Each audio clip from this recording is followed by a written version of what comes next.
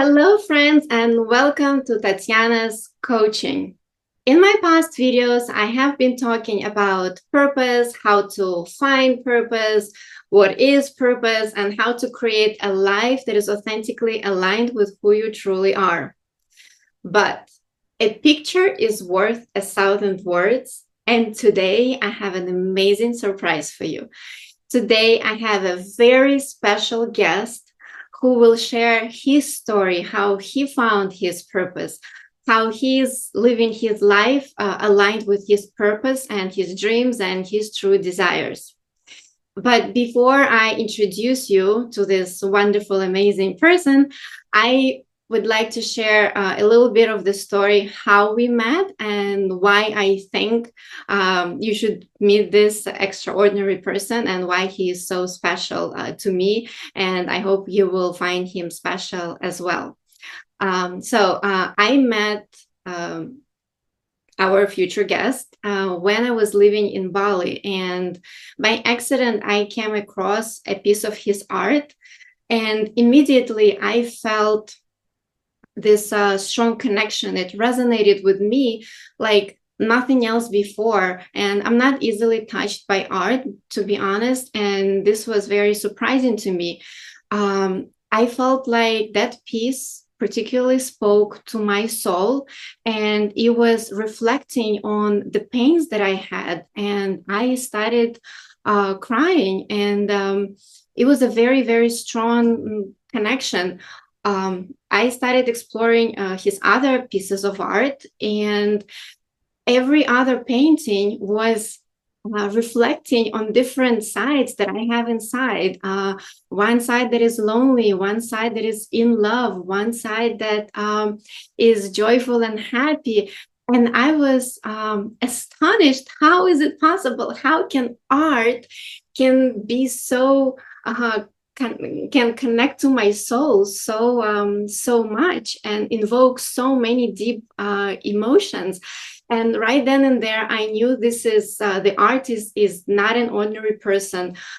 His creations have the essence of divine. He is painting not from his head, but from his heart, channeling the universe to bring his art to humanity, to help humanity.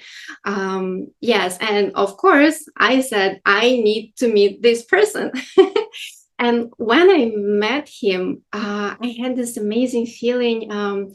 His energies were so light, so beautiful, so warm. I can even say a little bit of like childlike, because children, they're connected to their hearts. They're not in their heads solving problems all the time. And I was bathing in that energy. I didn't want to leave. So without further ado, I am immensely privileged to introduce you to this extraordinary, unique, amazing artist, amazing person. And so you can bathe and recharge and connect to your person through his energies. Please meet wonderful, amazing Mr. Jose Bacareza. Hey, hello everyone. Hello, Tatiana. How are you? It's good to see you. Good to see you.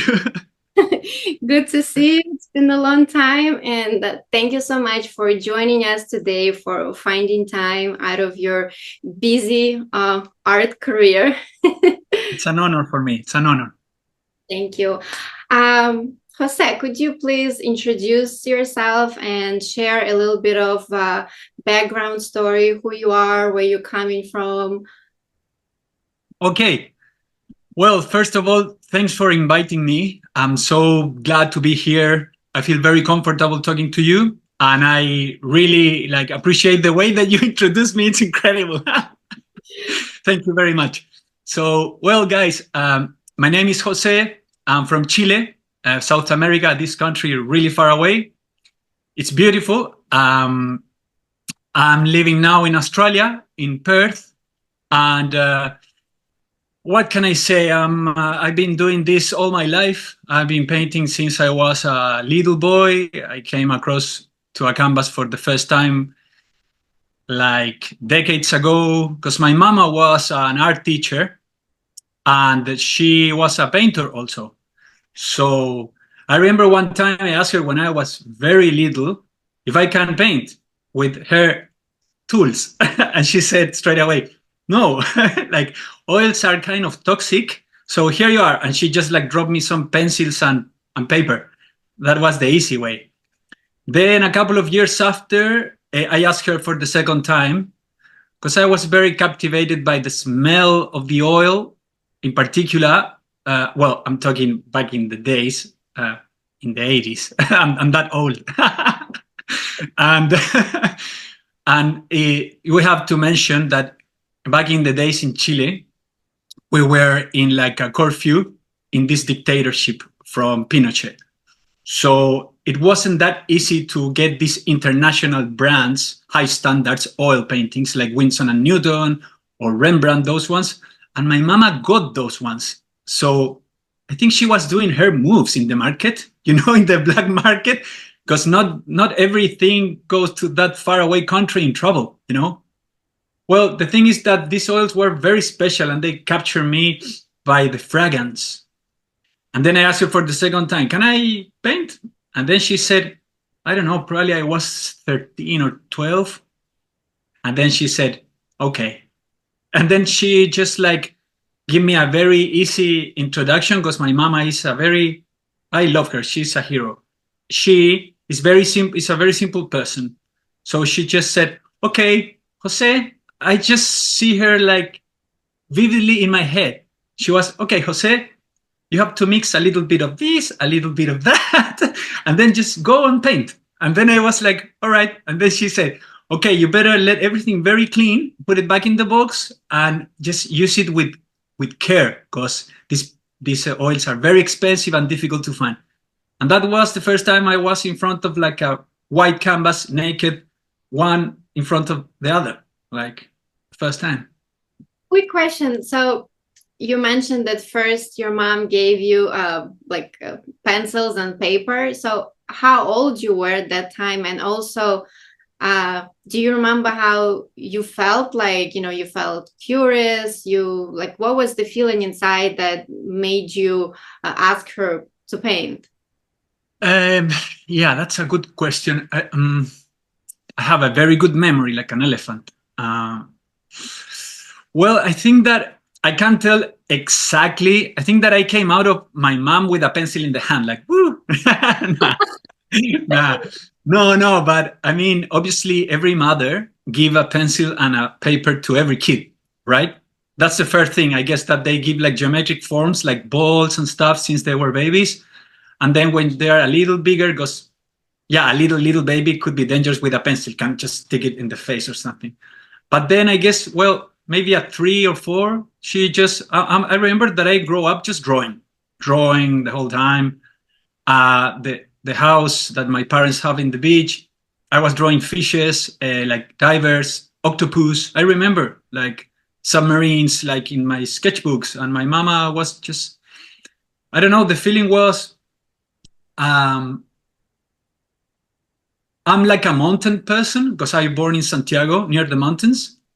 But at the same time, Chile is this like very little slim country, but we have mountains and ocean within 2 hours. So I guess that every Chilean person, and I'm included, of course, we belong to the mountain and to the ocean because we live in this little thing and we have both, one leg in the mountain, the other leg in the ocean.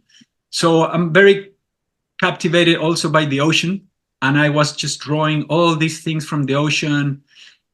Then, well, the story keeps going. My dad is also like a captain. He's a sailor. He taught me how to sail and blah, blah. Yeah.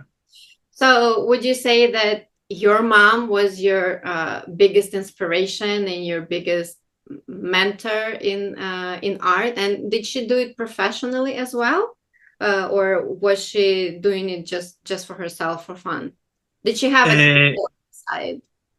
Yeah, no, my mom, she's the mother of 8 kids. Oh my gosh. Yeah, we are like 8 siblings all together. Yeah. And, it's difficult to make time when you have that big family. Uh, and my dad was working the whole time. He's an engineer, so this mixing between this civil engineering full of mathematics and calculations, my dad, like that brain. And my mother in the other side, like super uh, warm and humble, kind of elastic and, like emotional. So they just bring 8 kids to this world. And I don't know. The thing is that I guess that my mama, yeah, she always encouraged me, and she always was in there supporting me for whatever doubt or any thing that I would like to do about art, because I'm the only one in the house that is an artist of 8. So that, I guess it means something in a way. All my brothers are more like into the business world. My sisters, we are 4 and 4. So even my dad got mathematics in the way he put kids, like 4 and 4. Just like, and he's an engineering deeply. And well, back to what I was saying, I'm like I won't say the ugly duck, I will say the beauty swan of the house. Because yeah, I'm the only artist. That's the truth. So my mama, I won't say that I'm the favorite, but we have a very stretched bond. Like we understand each other really well. She always was defending on me when sometimes my dad was questioning a little bit. He never stand in between me and my art or my decisions, but he was make me use my head to think. Like, are you sure what you're doing, man? And my mama was just there saying like, go ahead, you're born for this, like. And yeah, she's my first and last fan, my biggest fan, and we just love each other. We have a very good communication, and we understand each other like really well. Would it be correct to say that your mom was kind of your biggest support system to go into the art career? And because of your mom and because of your inner calling, you were able to kind of stay true to yourself, regardless of your father, your whole family being in the business world. Would it be correct to say that? That you Yeah. and your mom was the biggest supporter, and that's what helped you to stay true to yourself? Yeah, of course, absolutely. I feel, well, I guess that we all have, in a certain way, obviously, if we are adopted, no, but we all have that kind of warm cocoon that the mother provide, And I always been feeling like in this cocoon that my mother creates to make me feel safe, warm, and validated in a way. Since I was a little boy, now I have my own wings. I'm out of the cocoon, but she's always there, still there. And unfortunately, because of the way that she she had her life, with my dad, I don't know, 55 years of wedding. It's a very legendary marriage with 8 kids. It's like a good example. But yeah, because of how the kids she got to this world, she's been very busy, like raising kids and stuff. But she got time to paint. Maybe I won't say in a high professional way, but she did exhibitions, like joint exhibitions with some friends. She did some sales, and the house was all dressed in the walls by her paintings. It was just like beautiful. Wow. So may I ask you a question? Was there any defining moment in your life when you decided that, yes, art will be my career, regardless of like resistance from my other parts of the family, my father, that, I am going there? Or was it just like a gradual thing that you were just like going into? Was there like Yeah. moment when, for instance, when I went to college, I'm like, oh, okay, so what I'm supposed to do? I want to be a psychologist, but it's easier to go into banking in New York. Oh, let's go to banking. Let me betray my dream, my purpose, and everything. Yeah. Have to make that decision. Yeah. I guess that um, my memory is working. So, as I said, for me, there was no doubt. I'm gonna be more strong in this one. I guess that for me, there was no chance. No chance. Like, and then my mama corroborate that years after, because I was living my life as a kid, like every kind of, I guess, happy kid, just growing up, teenager, like younghood, blah, blah, blah. And then the moment of truth when you kind of understand that you're an adult. I'm not sure if I'm an adult right now. Just joking. And then, because of different pressures that the world that we're living in made over our shoulders that make us feel insecure, or am I doing the right thing? I'm gonna be able to get this goal, and just fear. Like the only thing is they are digging inside of putting fear, fear, fear. And then, well, obviously in the school and before that day that I made the decision, in the school and everything, I was receiving the award of art like every year consecutively, like first year, second year until the end. Like, so it was very clear. I never doubted. It was very clear. Not because what I was thinking, it's because the other people was telling me, and I could see results and effects. But then in the university, just a little bit before, I guess, I have this kind of question to my mom, and I was ready to receive the answer. I hear one time that kids are ready to receive answers when they make questions. So I said to my mom, do you think that maybe I should try another career before and then doing art? Like just get into something more conventional, like maybe being an architect, or I don't know, design, something, not art. And then my mama said something very simple, like, Jose, because she's like that. She said, Jose, you're born like this. There's nothing you can do, man. Like, you're born like this. If you fight towards it, you're going to make it more difficult for yourself. So just go with your own and just follow your heart and be true to your own spirit. And that's when I just said, okay, mom, you're right. Like, I'm going to ruin my life if I try to like swim towards the tide, like, because that is going to really push me down. So I just like jump into the art world very freely. My mama was super proud and happy. My dad was doubting, but he's happy now, I guess. I don't know. It's difficult sometimes to make parents feel proud, you know? Yeah. But parents is a different story.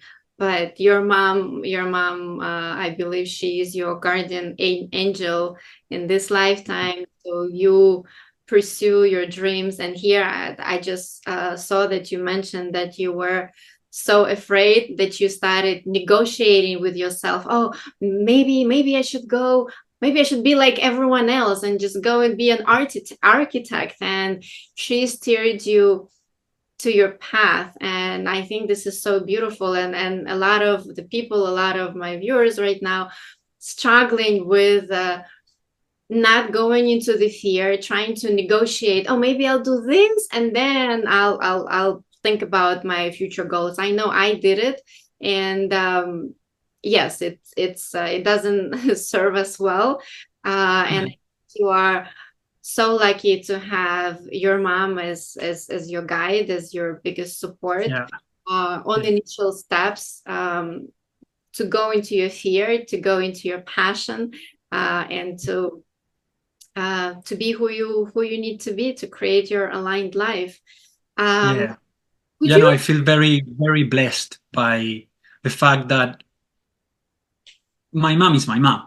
It's just very blessed. Like, could be other one, but it's the best one for me. Oh, I feel we're a little disconnected. Okay. Okay, we stopped for a little bit. Jose, have you, after this moment, initial fear and trying to negotiate with yourself, and then you dived into the career of art, being an artist full time? When you were already an artist, you painted your paintings and sold some, made money. Was there a time throughout your career when you started negotiating again and started doubting yourself whether or not this is still the right path? And if yes, what was your why? What was your motivation to keep going? Well, yeah, there was a moment. Um,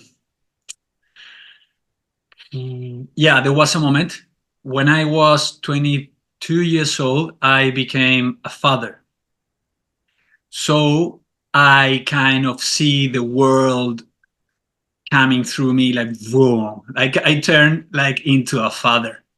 That was, I guess, like the most magical and the biggest experience of my life after being like a son. But now in the other way, like as a father. So that helped me a lot to understand my dad.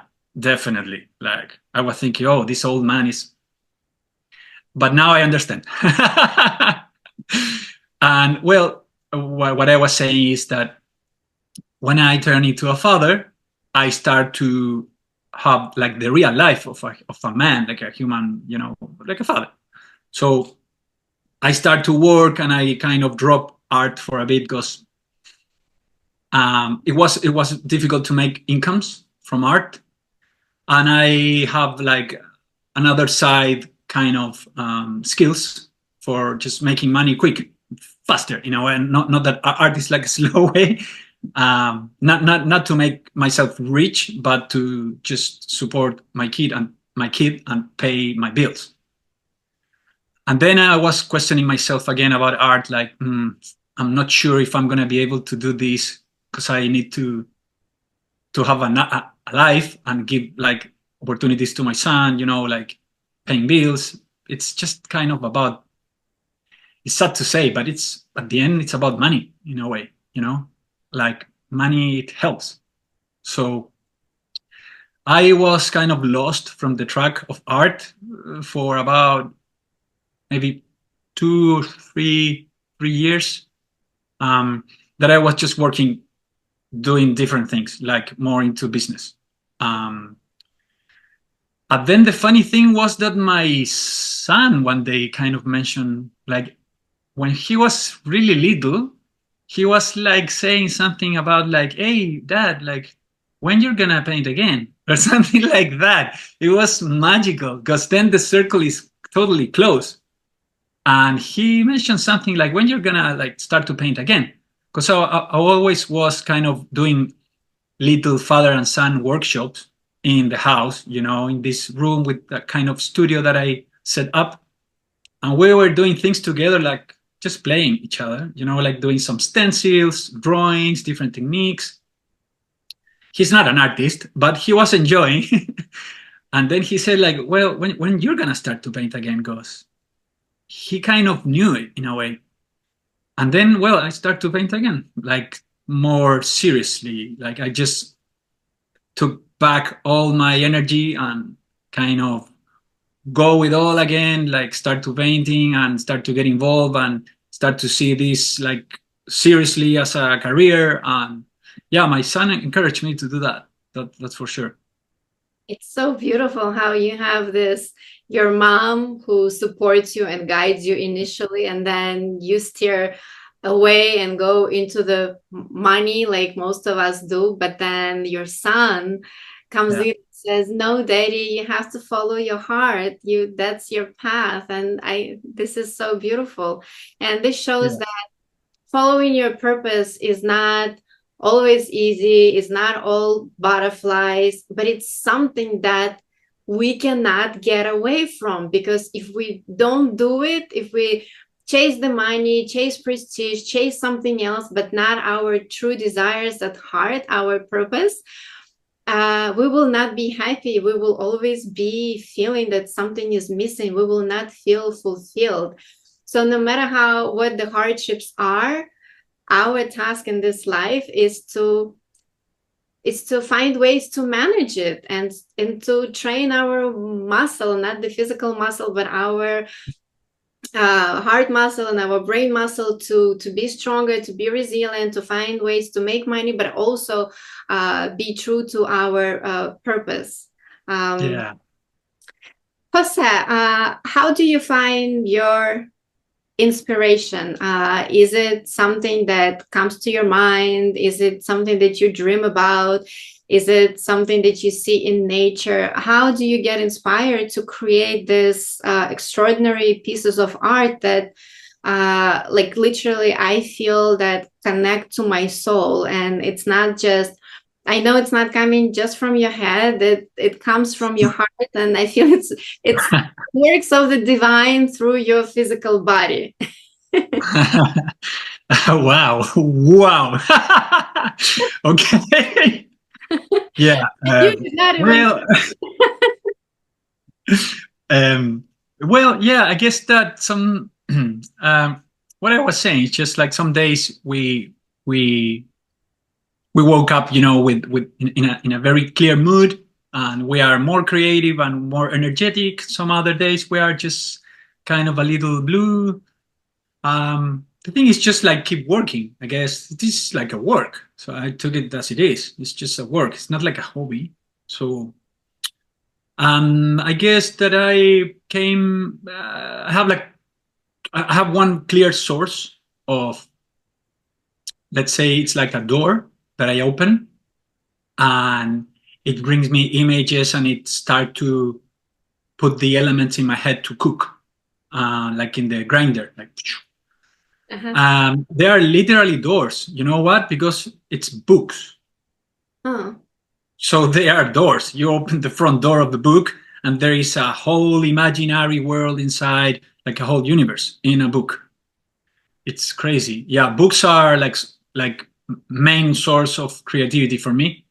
I have a big library full of artist books, full of images, plus my own photos. I have like thousands of files and like a big mess in the desktop of my computer. And all this mixed with feelings, I guess, and memories, and kind of bringing back something from the past, the way that I remember.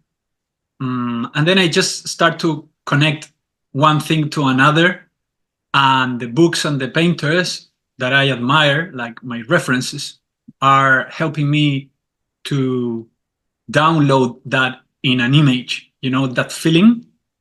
It's difficult to translate a feeling in images because feelings are pretty abstract. Yeah. Feelings are coming from the heart, not from the brain. So the brain is very rational, but the heart, let's say it's like abstract. So it's difficult to take things from here, bring it to here, and then put it in an image. So I guess that what I do is just learning from the old masters and the artists that I really admire, contemporary guys and girls that are really good, let's say artists, for put both in it. And I see how they make that happen, like in concern of compositions, colors,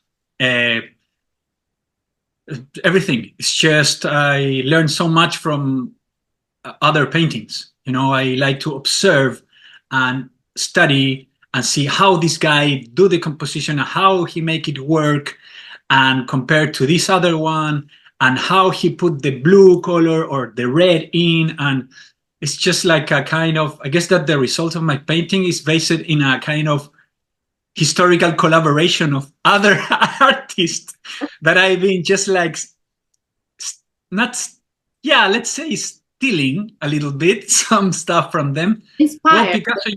Yeah, no, Picasso said that the real artist doesn't copy, they just steal. So I just like have a little, okay, can I borrow this? Can I borrow that? And then I do my own version with my own visual language, like a kind of translation.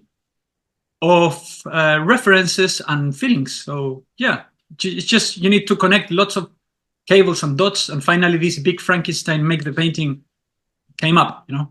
So even if you are a super talented artist and love what you do, it still involves a lot of work, a lot of cerebral work to make the creations, even though they come from the heart.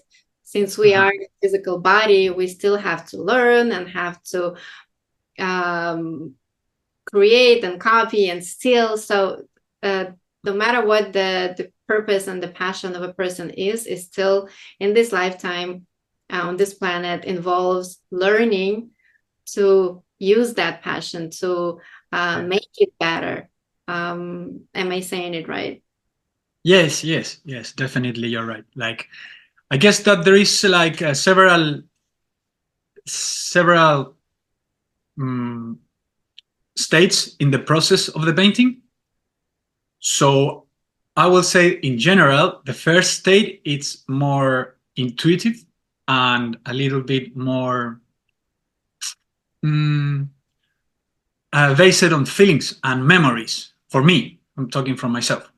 And then when you get what you want, you need to start to translate that and put it in a sketchbook. I do that. I just have an idea, then I put it. When I cook the idea, I start to like doing like noodles, you know, in the paper and try to translate the idea. It's like getting images from the fog. It's difficult to just see what is going on there. Yeah, like the image start to emerge. So I start to like noodling with pencils, and then and then I have like a simple composition. I say, okay, I have the idea, and then I guess that that creative spark that is very nice to feel is very free. That state is like fly. It's beautiful. I love that part. When you're speaking right now, I feel it. I feel that spark. Yeah, you're feeling it right now. I love that part, that state. I love that state. But then I guess that your the human rational brain, my brain, start to digest all these feelings, all this message, and I start to turn that into something touchable, something real, like turn it into an image. And then it's when you kind of stop that that playful feeling of creation, like a clown, you know, playing with the balls in the air, like woo. And then you start to kind of, I start to turn the thing through my brain into something like real, like a painting. So then the other state is more rational, and then it's when I get into, okay, I need to research, have investigations, open all my books in the big table I have, and start to compare one to another and start to give the shape and the form to this painting that is coming, you know, from the fog. And then, yeah, in a way, maybe it's not the right word, but I guess that all this kind of bubbly cloud start to kind of petrify now into something real, like in a painting. So it's like a kind of transformation, like from one stage to like another completely different. And then when you have like the result of what you want to paint at the end, like let's say the sketch, the formal sketch, to jump into like the canvas, then it's just like work. That is just like straight work. It's more for me, it's a little bit more automatic because my hand is kind of it's like let's say like a printer. Yeah, you have the idea, then you put play in the printer, and the printer just bring the image. So my hand, it's more automatic. Obviously demands a lot of effort and concentration, but I don't use anymore kind of my creativity because I'm just painting with my hand. Like, yeah, the difficult part, I guess, is the composition and the like start from zero. Like that's the difficult part. What you're seeing at the end of the day, just to close the idea, is the top of the iceberg. What you're seeing in the canvas is the top of the iceberg, but people doesn't really know behind the layers of the top of the canvas what's going on. And I'm telling you now, you're seeing this, and you start from really down, like from there's a big work behind the canvas. But on a soul level, as a consumer of your art, I can say on a soul level, we see your initial stage. We see like your creativity that came to you, that those images, divine images that you got in the fog and you transferred into the paper and then into the big painting. And on this topic of having that inner spark for going for, purpose and creating out of the heart, do you have any advice for people who are looking to find their purpose or know vaguely what they want to do, but struggling to start and go into the fear? Do you have anything to share, any inspiration, motivation for people to give them a go, to say, this is amazing, you work your butt off, but it's totally worth it? Yeah. Well, I don't know. I feel kind of, it's just weird to give an advice. I'm no one to give advices to anyone, but I will say, I would say based on my experience, because I don't want to say, okay, guys, you do this, step 1, 2, and 3, because it doesn't work like that, so I'm no one to give advices. I would say based on else's heart. Yeah, I would say like based on my experience, just be honest to yourself. I mean, don't try to do something to fit others or something to suit the environment or the family where you're living in, or because at the end of the day, you're gonna fail if you do that, I guess, because I was trying to do that before. That's why I'm gonna go back to my own experience, and I was failing, and I saw myself like head down really bad. And then I said, oh man, I just need to drop this. What am I doing? I'm just kind of just kind of cutting the order of what it has to happen, denying my inner self, trying to convince me that I should do something else. So I would say, guys, just listen to your inner self and go with your own. Don't let anyone take that thing away from you, because it's yours. And if you give the chance to anyone to take it away from you, there is no meaning for you being in this life, because life, it's about making your own decisions. No one can make decision for yourself. So this is like Eminem said, one shot, one opportunity, it's everything you wanted. So yeah, he said that in that song, that beautiful song. So I guess that it's true. It's one shot, it's one opportunity. Don't miss it. Thank you so much for this beautiful message. And now that people have met you, I am sure they would want to know about your coming projects. What are you working on? What do you plan to work on in the future? And how they can see your art and feel your art and enjoy your art the way I do. Guys, I'm sure you will. Do you mind sharing that? And I also will put all of the information under this video, so you're not. Yeah, sure. Do you mean that talking about some next projects or something? Or? Yes, your next projects, and also where people already right now can see your pieces of work and get inspired. All right, sure. Yeah.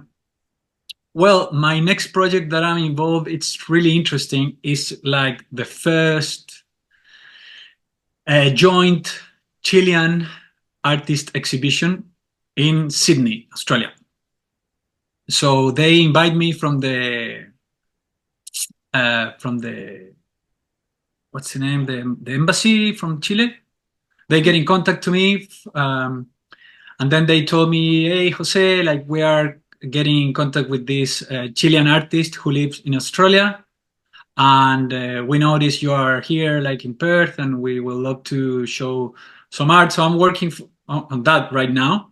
This exhibition will launch on the 16th of November. I'm not totally sure, sorry, but it's in November in Paddington, Sydney, in a gallery called Comber Street Studio. So it's a great place. Yeah, I will send you all the information, Tatiana. Mm-hmm. And well, for look at my work, you just can get into my webpage. It's josebacareza.com, or easy is Instagram, Jose Jose Bacareza BACARREZA. That's Instagram. Okay, great. Thank you so much, Jose, for joining us today, for sharing your Please. story, Thank your you. inspirations, your childhood, your obstacles. And I really hope this will inspire others and motivate others to pursue their dreams and pursue their passions and their purpose, and understand that there's so much reward in being true to who you are, and you cannot escape your purpose. It will find you one way or another, and the sooner you do it, the better. And just to be prepared that we still live a life, and it's not going to be, oh, I am a talented artist and easy breezy life. No, there's still work involved, there's still doubts, fears, but a good artist, a good person who follows their purpose, they just persistent, resistant, they go into the fear, and step by step they become better and better versions of themselves. Thank you guys for watching. Hope you really liked it, and I love you all. Stay tuned for more. Bye now. Bye.